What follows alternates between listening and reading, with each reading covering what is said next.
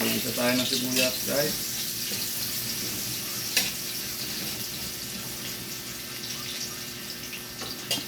Post mo naman. So, natin yung bawang. Yan.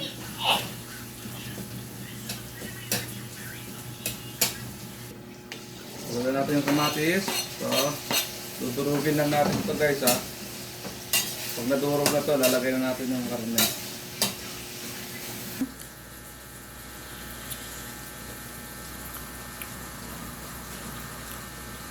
Yan, lagay na natin yung karne. Okay, haluin ulit natin.